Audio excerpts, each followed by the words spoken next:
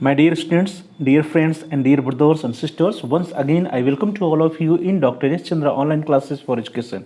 मेरे प्रिय विद्यार्थियों, प्यारे भाई और बहनों, प्यारे साथियों, प्यारे मित्रों, मैं आप सभी लोगों का एक बार फिर से doctor S Chandra online classes for education में स्वागत करता हूं। आप सभी का हार्दिक स्वागत है, हार्दिक अभिनंदन है।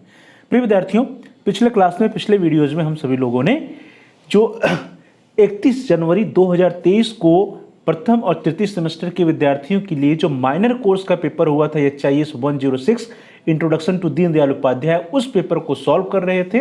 और पिछले क्लास में हम लोगों ने क्वेश्चन नंबर 1 से लेकर के क्वेश्चन नंबर 20 तक के प्रश्नों को देखा था, उसको सॉल्व किया था, उसके आंसर्स को देखा था। और आज की क्लास में इस वीडियो के अंतर्गत जो 20 प्रश्न बचे हुए हैं from question number 21 to question number 40, उसको सॉल्व करेंगे, उसका आंसर हम सभी लोग देखेंगे।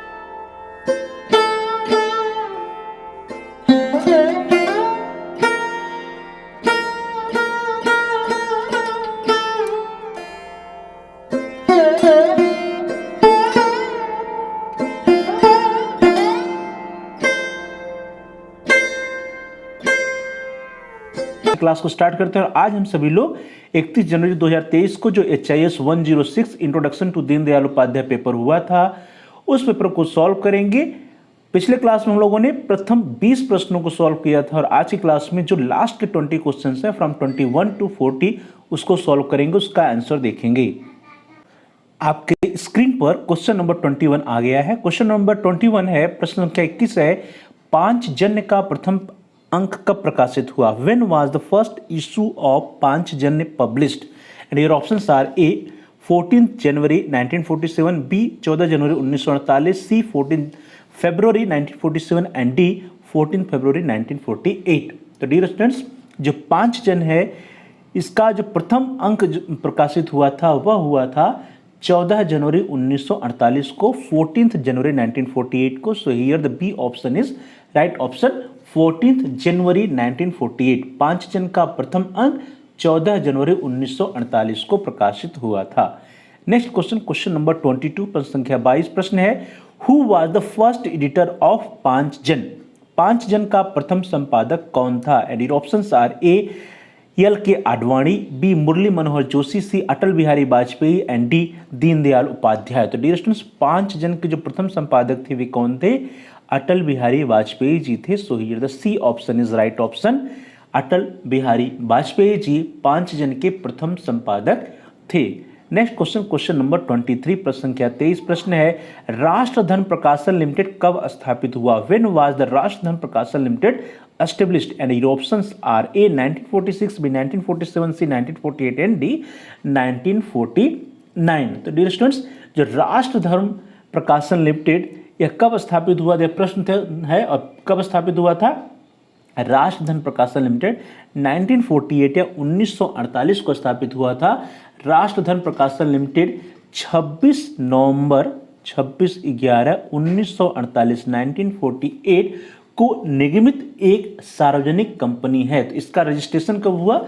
26 नवंबर 1948 को हुआ था। इसलिए इसका जो आंसर होगा वो सी ऑप्शन होगा। राष्ट्रधन प्रकाशन लिमिटेड कब स्थापित हुआ? 1948 में स्थापित हुआ। नेक्स्ट क्वेश्चन, क्वेश्चन नंबर 24, प्रश्न संख्या 24, प्रश्न है, अखिल भारतीय जनसंघ का संस्थापक कौन था? And your options are A doctor Ram Manohar Lohia, B doctor Shyama Prasad Mukherjee, C Narendra Modi and D Jawaharlal Nehru. तो डियर स्टूडेंट्स, अखिल भारतीय जनसंघ के संस्थापक कौन है? अखिल भारतीय जनसंघ के संस्थापक डॉक्टर श्यामा प्रसाद मुखर्जी जी हैं। So here the B option is right option, doctor Shyama Prasad Mukherjee. Akhil Bharatiya Jansangh Bharat का एक पुराना दल है। इसके पहले इसका नाम जो था वो था भारतीय जनसंघ। तो अखिल भारतीय जनसंघ का पुराना नाम क्या है? भारतीय जनसंघ था। इस दल की स्थापना 21 अक्टूबर कब हुआ? 21 अक्टूबर 1951 को दिल्ली में की गई थी। इसके 3 संस्थापक सदस्य थे, जिसमें श्यामा प्रसाद मुखर्जी जी का नाम है, प्रोफेसर बलराज मधोक जी का नाम है और दीनदयाल उपाध्याय जी का नाम है। तो यहाँ पे प्रश्न है कि अखिल भारतीय जनसंघ का संस्थापक कौन था? और जितने ऑप्शंस दिए गए हैं उसमें से डॉक्टर श्यामा प्रसाद मुखर्जी जी हैं जो है। तो इसलिए डॉक्टर श्यामा प्रसाद मुखर्जी, या बी ऑप्शन यहाँ पे राइट होगा। अगर उस तरह से देखा जाता कि कौन कौन इसके संस्थापक हैं, तो 3 संस्थापक हैं। संस्थापकों में 3 नाम आता है, doctor Shyama Prasad Mukherjee, professor Balraj Madhok and Deendayal Upadhyay ji का। तो इस तरह से प्रश्न संख्या 24 का जो राइट ऑप्शन है that is the B option, doctor Shyama Prasad Mukherjee. Next question, question number 25, प्रश्न संख्या 25 प्रश्न है, idea of Antyodaya is related to, Antyodaya का विचार संबंधित है। And your options are A Vivekananda, B Rammohan Roy, C Pandit Deendayal Upadhyay and D इसमें से कोई नहीं। तो डियर स्टूडेंट्स, अंत्योदय का जो विचार है किससे संबंधित हो, पंडित दीनदयाल उपाध्याय जी से संबंधित है। So here the C option is right option. समाज के गरीब से गरीब व्यक्ति का कल्याण करने के विचार से 25 सितंबर को अंत्योदय दिवस मनाया जाता है, और अंत्योदय का जो विचार था वह पंडित दीनदयाल उपाध्याय जी का था। एक और प्रश्न बन सकता है कि अंत्योदय दिवस कब मनाते हैं, तो 25 सितंबर को मनाया जाता है अंत्योदय दिवस, और इसका जो उद्देश्य है वह है समाज के गरीब से गरीब व्यक्ति का कल्याण करना। नेक्स्ट क्वेश्चन, क्वेश्चन नंबर 26 प्रश्न संख्या 26 प्रश्न है, freedom can be meaningful only when it becomes a means of expression of which of the following, स्वाधीनता तभी सार्थक हो सकती है जब हमारे निम्नलिखित में से किसकी अभिव्यक्ति का साधन बनी। यानी ऑप्शंस आर ए कॉन्शियसनेस या चेतना, बी नेचर या प्रकृति, सी कल्चर या संस्कृत एंड डी आइडेंटिटी या पहचान। तो डियर स्टूडेंट्स, यहाँ पे जो राइट ऑप्शन है दैट इज द कल्चर और संस्कृत। स्वाधीनता तभी सार्थक हो सकती है जब यह हमारे संस्कृत की अभिव्यक्ति का साधन बने। तो इसका एक स्टेटमेंट पंडित दीनदयाल उपाध्याय जी के द्वारा दिया गया था, independence can be meaningful only if it becomes instrument for expression of our culture. Pandit Deendayal Upadhyay ji ने कहा था कि इंडिपेंडेंस जो है that can be meaningful only if it becomes instrument for expression of our culture, या स्वाधीनता तभी सार्थक हो सकती है जब यह हमारे संस्कृत की अभिव्यक्ति का साधक बने। तो इस तरह से यहाँ पे जो सी ऑप्शन है, C option is the right option. Next question, question number 27 प्रश्न संख्या 27 प्रश्न है, with reference to Deendayal Upadhyay which of the following statement is or are correct. Deendayal Upadhyay के संदर्भ में निम्नलिखित कथनों में से कौन सा कथन सही है। Your options are, first he was journalist, वह एक पत्रकार थे। Second he was a nationalist thinker, वह एक राष्ट्रवादी चिंतक थे। और आपके जो विकल्प दिए गए हैं इसके लिए विकल्प है ए ओनली 1 या केवल 1, बी है केवल 2, सी है बोथ 1 and 2 एंड डी है नाइदर 1 nor 2। तो डियर स्टूडेंट्स, जितने स्टेटमेंट दिए उस पर विचार करिए कि पंडित दीनदयाल उपाध्याय जी क्या थे। वह एक पत्रकार थे, ये सही है। दूसरा, वह एक राष्ट्रवादी चिंतक थे, यह भी सही है। तो इस तरह से यहाँ पे जो सी ऑप्शन होगा, C option is right option, both 1 and 2। Next question, question number 28 प्रश्न संख्या 28। प्रश्न संख्या 28 कहता है, with reference to Deendayal Upadhyay which of the following statement is or are correct. Deendayal Upadhyay ji के संदर्भ में निम्नलिखित कथनों में से कौन सा कथन सही है। और जो स्टेटमेंट है, पहला स्टेटमेंट है वो आरएसएस के चिंतक थे, he was a thinker of RSS. B है ही वाज ए इकोनॉमिस्ट, वो एक अर्थशास्त्री थे। अब ये ऑप्शन दिया गया है कि नीचे दिए गए कोड में सही उत्तर चुनिए, केवल 1, केवल 2, 1 और 2 दोनों, और ये 1 या 2 में से कोई नहीं, ना तो 1 और न ही 2। तो डियर स्टूडेंट्स, जो दीनदयाल उपाध्याय जी थे एक भारतीय विचारक थे, अर्थशास्त्री थे, समाजशास्त्री थे, इतिहासकार थे, पत्रकार थे। दीनदयाल उपाध्याय जी राष्ट्रीय स्वयंसेवक संघ से भी जुड़े हुए थे। तो यहाँ पे जो पहला ऑप्शन है वो आरएसएस के चिंतक थे, सही है। वो एक अर्थशास्त्री थे, यह भी सही है। तो इस तरह से यहाँ पे जो सी ऑप्शन है both 1 and 2 it is the right option. Deendayal Upadhyay ji RSS के चिंतक भी थे और वो एक अर्थशास्त्री भी थे। तो सी ऑप्शन जो है that is the right option. Next question, question number 29 प्रश्न संख्या 29 प्रश्न है, with reference to Deendayal Upadhyay which of the following statement is or are correct. Deendayal Upadhyay ji के संदर्भ में निम्नलिखित में से कौन से कथन सही हैं या है। स्टेटमेंट है पहला, he was the propounder of integral humanism, वो एकात्म मानववाद के प्रतिपादक थे। सेकंड है he was a supporter of communism, वह साम्यवाद के समर्थक थे। और ऑप्शंस दिया गया है only 1, only 2, both 1 and 2 and D है नाइदर 1 nor 2। तो डियर स्टूडेंट्स, जब पंडित दीनदयाल उपाध्याय जी की हम बात करते हैं तो पंडित दीनदयाल उपाध्याय पूंजीवाद और साम्यवाद के बीच राष्ट्रवाद को ताकत दी थी उन्होंने। तो पंडित दीनदयाल उपाध्याय पूंजीवाद और साम्यवाद के बीच राष्ट्रवाद की बात करते थे, राष्ट्रवाद को ताकत दी। तो यहाँ पे जो ऑप्शन दिया गया है कि पहला वो एकात्म मानववाद के प्रतिपादक थे, यह तो सही है। दूसरा जो है वह साम्यवाद के समर्थक थे, he was a supporter of communism, यह नहीं सही है।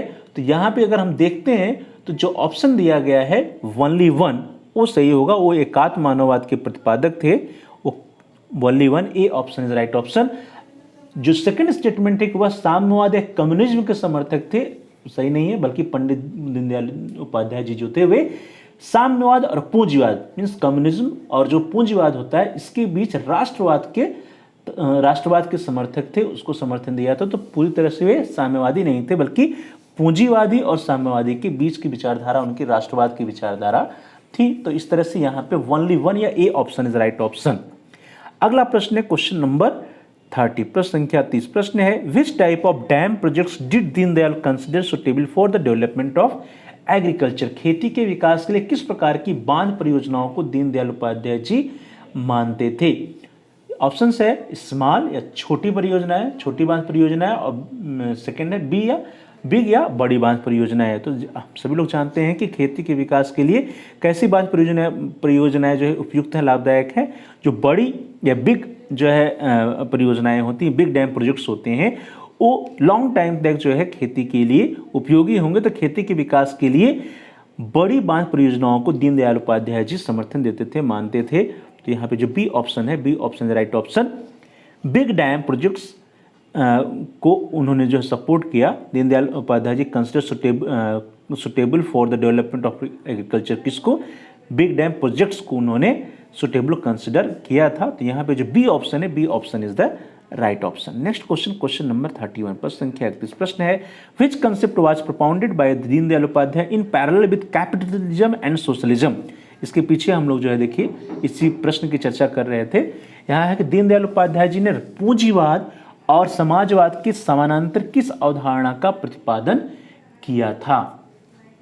तो आपके ऑप्शन है धार्मिक मानववाद, धर्मनिरपेक्ष मानववाद, एकात्म मानववाद या उपयुक्त में से कोई नहीं। तो डियर स्टूडेंट्स, दीनदयाल उपाध्याय जी पूंजीवाद और समाजवाद के समानांतर किस अवधारणा के प्रतिपादक थे, वे एकात्म मानववाद के प्रतिपादक थे। तो यहाँ पे जो सी ऑप्शन है, C option is the right option, एकात्म मानववाद। दीनदयाल उपाध्याय जी पूंजीवाद और समाजवाद के समानांतर एकात्म मानववाद की बात करते थे। वे एकात्म मानववाद की अवधारणा का उन्होंने प्रतिपादन किया था। इंटीग्रल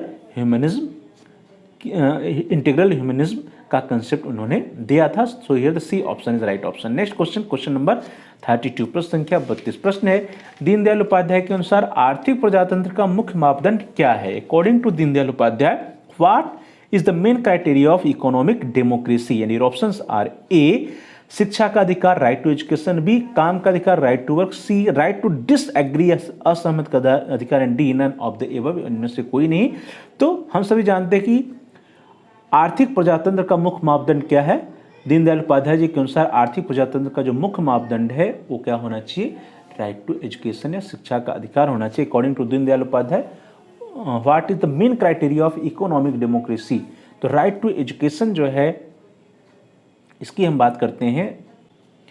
डियर स्टूडेंट्स, थोड़ा सा करेक्शन है। क्वेश्चन नंबर 30 देखिए, प्रश्न संख्या 30 जो है खेती के विकास के लिए किस प्रकार की बात परियोजनाओं को दीनदयाल उपयुक्त मानते थे। तो खेती के विकास के लिए दीनदयाल उपाध्याय जी जो छोटी परियोजनाएं होती थी, जो छोटी बांध परियोजनाएं होती थी उसको वो उपयुक्त मानते थे, जिससे कि छोटी बांध परियोजनाएं जो है लगभग हर जगह जो है हो पाएंगी, उसका प्लानिंग हर जगह हो पाएगी। लेकिन जो बड़ी बांध परियोजनाएं हैं उसकी प्लानिंग हो पाना बड़ा कठिन होता है। इसलिए खेती के विकास के लिए किस प्रकार की बांध परियोजनाओं को दीनदयाल उपाध्याय जी उपयुक्त मानते थे, वो होगा ए, दैट इज छोटी बांध परियोजनाओं को।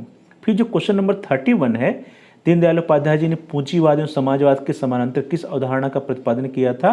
तो उन्होंने इंटीग्रल ह्यूमनिज्म या एकात्म मानववाद का प्रतिपादन किया था। तो क्वेश्चन नंबर 31 का जो सी ऑप्शन है, C option is the right option. फिर क्वेश्चन नंबर 32 की बात करें तो दीनदयाल उपाध्याय जी के अनुसार आर्थिक प्रजातंत्र का मुख्य मापदंड क्या है। यह जो प्रश्न है, इस प्रश्न के संबंध में दीनदयाल उपाध्याय जी का जो विचार था वो विचार यह था कि आर्थिक योजनाओं तथा आर्थिक प्रगति का माप समाज के ऊपर की सीढ़ी पर पहुंचे हुए व्यक्ति नहीं, बल्कि जो सबसे निचले पायदान पर है, सबसे नीचे के स्तर पर विद्यमान व्यक्ति हैं, उनसे होगा। और जब तक जो है हम सभी व्यक्तियों को काम नहीं उपलब्ध करा पाएंगे तब तक आर्थिक प्रजातंत्र नहीं होगा। तो आर्थिक प्रजातंत्र से अभिप्राय है हर हाथ को काम मिलना चाहिए। तो काम का अधिकार, दीनदयाल उपाध्याय जी के अनुसार आर्थिक प्रजातंत्र का मुख्य मापदंड क्या है? वो काम का अधिकार है, राइट टू वर्क है। So here the B option is the right option. अगला प्रश्न है आपकी स्क्रीन पर क्वेश्चन नंबर 33, प्रश्न संख्या 33। प्रश्न संख्या 33 है, दीनदयाल उपाध्याय के द्वारा लिखित प्रथम पुस्तक का क्या नाम था? और आपके ऑप्शंस हैं ए सम्राट चंद्रगुप्त, बी जगतगुरु शंकराचार्य, सी एक प्रेम एक कथा, डी है उपयुक्त में से कोई नहीं। तो डियर स्टूडेंट्स, आपके जो ऑप्शंस हैं उन सभी ऑप्शंस में से जो सम्राट चंद्रगुप्त है, इस ऑप्शन से रिलेटेड क्वेश्चन आया था, क्वेश्चन नंबर 8। पिछले क्लास में हम लोगों ने चर्चा किया था कि सम्राट चंद्रगुप्त किस सन में प्रकाशित हुई थी। सम्राट चंद्रगुप्त जो है यह 1946 में प्रकाशित हुई थी और यह पंडित दीनदयाल उपाध्याय जी की पहली पुस्तक थी। तो यहाँ पे वही प्रश्न है, उसको घुमा के दे दिया गया है कि दीनदयाल उपाध्याय के द्वारा लिखित प्रथम पुस्तक का क्या नाम है? तो दीनदयाल उपाध्याय जी के द्वारा लिखित जो प्रथम पुस्तक है उसका क्या नाम है? सम्राट चंद्रगुप्त है। So here the A option is the right option. अगला प्रश्न है क्वेश्चन नंबर 34, प्रश्न संख्या 34। प्रश्न है, पंडित दीनदयाल उपाध्याय आरएसएस के संपर्क में कब आए थे? When did Pandit Deendayal Upadhyaya came into the contact with RSS? आपके ऑप्शंस हैं 1937, 1938, 1939 और 1940 में। तो यहाँ पे जितने विकल्प दिए गए हैं उन सभी विकल्पों में से यदि आप देखेंगे तो आरएसएस के संपर्क में कब वो आए थे? पंडित दीनदयाल उपाध्याय जी आरएसएस के संपर्क में सबसे पहले वे 1937 में आए थे। सो यहाँ पे A option is the right option. और उन्होंने जो है आरएसएस में जो है 1939 और 1942 में ट्रेनिंग मिली थी, शिक्षा भी प्राप्त की थी। तो यहाँ पे जो ए ऑप्शन है कि पंडित दीनदयाल उपाध्याय जी आरएसएस के संपर्क में कब आए? तो 1937 में वे आरएसएस के संपर्क में आए थे। नेक्स्ट क्वेश्चन, क्वेश्चन नंबर 35, प्रश्न संख्या 35। प्रश्न है, उपाध्याय जी के विचारों के आधार पर किसने ग्रामोत्थान कार्यक्रम चलाया था? Who started the village upliftment program on the basis of the ideas of Upadhyaya ji? Your options are doctor Shyama Prasad, Nanaji Deshmukh, Bhagwati Prasad and Shivdayal Upadhyaya. तो इसमें से जितने भी विकल्प दिए गए हैं उसमें से नानाजी देशमुख जो बी ऑप्शन है, B option is right option. Upadhyay ji के विचारों के आधार पर नानाजी देशमुख जी ने ग्रामोत्थान कार्यक्रम चलाया था। So here the B option is right option, Nanaji Deshmukh. Next question, अगला प्रश्न है क्वेश्चन नंबर 36, प्रश्न संख्या 36। प्रश्न है, Deendayal ji has divided the political parties into? Deendayal ji ने राजनीतिक दलों को कितने भागों में विभाजित किया था? ऑप्शन है 3, 4, 5 और 6। तो दीनदयाल उपाध्याय जी ने राजनीतिक दलों को कितने भागों में विभाजित किया है? 4 भागों में उन्होंने राजनीतिक दलों को विभाजित किया है। So here the B option is the right option. Next question, अगला प्रश्न जो है प्रश्न संख्या 37, क्वेश्चन नंबर 37 वो आपकी स्क्रीन पर आ रहा है। क्वेश्चन है, प्रश्न है, अगला जो प्रश्न है क्वेश्चन नंबर 37, पंडित दीनदयाल उपाध्याय मूल रूप से किस राजनीतिक दल से जुड़े थे? तो आपके जो विकल्प हैं, तो Pandit Deendayal Upadhyay was originally associated with which political party? And your options are A Congress, B Jansangh, C BSP and D none of the above. तो डियर स्टूडेंट्स, आप सभी लोग जानते होंगे पंडित दीनदयाल उपाध्याय जी किस राजनीतिक दल से जुड़े थे? वे जनसंघ से जुड़े हुए थे। So here the B option is right option, Jana Sangh. Next question है क्वेश्चन नंबर 38, प्रश्न संख्या 38। प्रश्न संख्या 38 से, देश में बेकारी की समस्या के लिए दीनदयाल उपाध्याय जी ने निम्नलिखित में से किसे मुख्य रूप से दोषी मानते थे? According to Deendayal ji, which among the following was mainly responsible for the problem of unemployment in the country? And options are A राजनीतिक व्यवस्था, political system, B education system, शिक्षा व्यवस्था, सी सोशल सिस्टम या सामाजिक व्यवस्था, एंड डी उपरोक्त सभी या ऑल ऑफ द एबव। तो डियर स्टूडेंट्स, जो हमारी एजुकेशन सिस्टम है या शिक्षा व्यवस्था है उसी को दीनदयाल उपाध्याय जी देश में बेकारी की समस्या का मुख्य कारण मानते थे। तो देश में बेकारी की समस्या के लिए दीनदयाल उपाध्याय जी जो मुख्य रूप से दोषी मानते थे वे हमारे देश की एजुकेशन सिस्टम या शिक्षा व्यवस्था को मानते थे। So here the B option is the right option. Next question, question number 39, प्रश्न संख्या 39।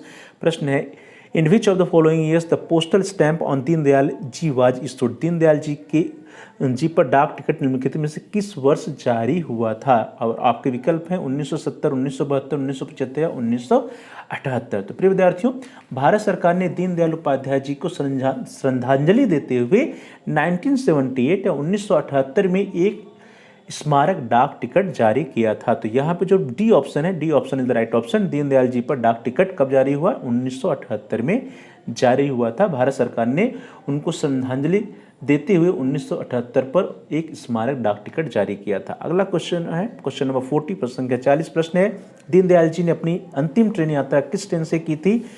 By which train did Deendayal ji make his last train journey? And your options are Punjab mail, B Mahamana express, C Pathankot Sealdah express, D Vande Bharat express. प्रिय विद्यार्थियों, दीनदयाल उपाध्याय जी जो है वो 10 फरवरी को train में बैठे थे और 11 फरवरी 1968 को उनको पहुंचना था, लेकिन इसी बीच में उनकी हत्या हो जाती है। और किस ट्रेन में बैठे थे? वे बैठे थे पठानकोट शियालदा एक्सप्रेस में। So here the C option is the right option. जो यहाँ पे जो सी विकल्प है, सी विकल्प जो है वो राइट ऑप्शन है।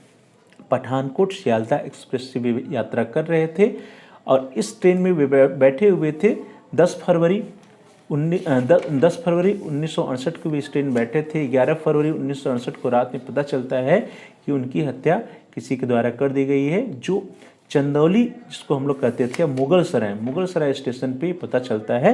तो यहाँ पे जो सी ऑप्शन है, C option is right option, Pathankot Sealdah express. Dear students, इस तरह से हम सभी लोगों ने जो 31 जनवरी 2023 को UG first and third semester के विद्यार्थियों के लिए माइनर कोर्स का introduction to Deendayal Upadhyaya HIS 106 का पेपर आया था, उसको सॉल्व किया। Thanks for watching, thanks to all of you. Please like share and comment on the video. Dear students, आप इस वीडियो को लाइक करिए और इस वीडियो को अपने फ्रेंड सर्किल में शेयर कीजिए। साथ ही साथ इस वीडियो पे आप कमेंट्स भी कर सकते हैं। कमेंट्स के द्वारा यदि आपका कोई बहुमूल्य सुझाव है या कोई प्रश्न है या कोई समस्या है तो आप हम तक पहुंचाइए। हम आपके प्रश्नों का उत्तर देने का प्रयास करेंगे, आपकी समस्याओं का समाधान करने का प्रयास करेंगे और साथ ही साथ जो भी आपके बहुमूल्य सुझाव होंगे उन सुझावों पर अनुपालन भी करने का प्रयास करेंगे। तो dear students, please like share and comment on the video, also subscribe the channel. और साथ ही साथ यदि अभी तक आपने चैनल को सब्सक्राइब नहीं किया है तो आप चैनल को सब्सक्राइब कर लीजिए, जिससे कि आप प्लेलिस्ट में जाकर के अपनी आवश्यकता के अनुसार वीडियोस को देख पाएँ, सर्च कर पाएँ। इसके लिए ज़रूरी है कि चैनल को सब्सक्राइब कर लीजिए और साथ ही साथ जहाँ पे सब्सक्राइब लिखा है उसके बगल में बेल का आइकन है, उस आइकन को प्रेस कीजिए। उसको दबाने पर कुछ ऑप्शंस आते हैं, उसमें से आप आल के ऑप्शन को सिलेक्ट कर लीजिए। इससे यह होगा कि आपके कोर्स से रिलेटेड जितने भी नए एजुकेशनल वीडियोज़ आएंगी उसकी नोटिफिकेशन, उसकी इन्फॉर्मेशन आपको समय से मिल जाएगी और आपका कोई भी वीडियो मिस नहीं होगा। तो dear students, please like share and comment on the video, also subscribe the channel and press the bell icon all. आप सभी लोगों का बहुत बहुत धन्यवाद।